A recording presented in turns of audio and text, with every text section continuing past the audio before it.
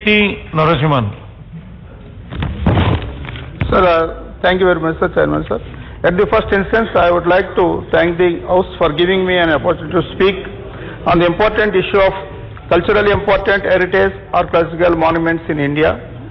Sir, on behalf of my Telugu Desam Party, we support the bill introduced by the Honorable Minister for Tourism and Sri Mahesh Sharma ji.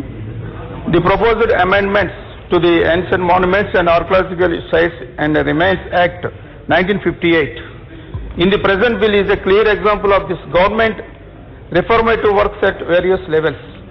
This amendment aims at recognizing the growing contemporary infrastructural necessities without disregarding the cultural heritage of our country.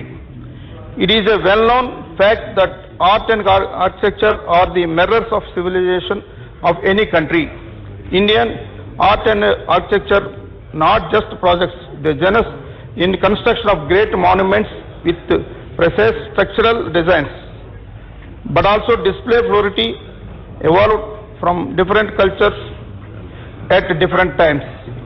Thus, Archaeological Survey of India, along with the Ministry of Culture, the Ministry of Tourism and their connected branches, bears the great responsibility of safeguarding our culture. In international arena, it paves way for getting soft for India. At the same time, there is a remarkable change in the expectations of the people. People have been demanding not only to create primary necessities, but also to expand infrastructure requirements at the archaeological sites. Majority of the census towns and urban centers of India process one monument or the other with cultural importance. For instance, New Delhi itself bears many nationally important archaeological sites.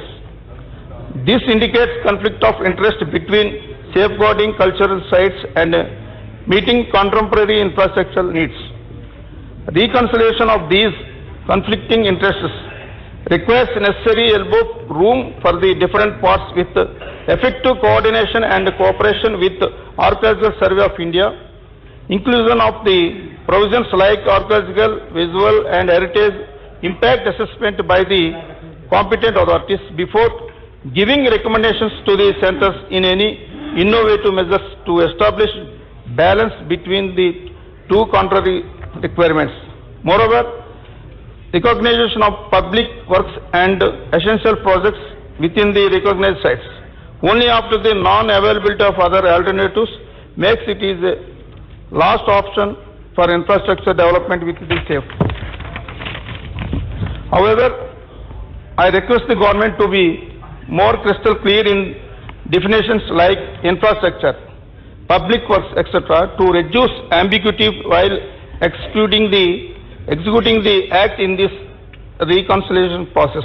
I also request the heads of the departments to be more sensible in upholding the spirit of the amendment to reduce the misuse and avoid hurried decision making. I would also like to raise another important aspect in the House with regard to prohibition of cultural and religious activities in the sites.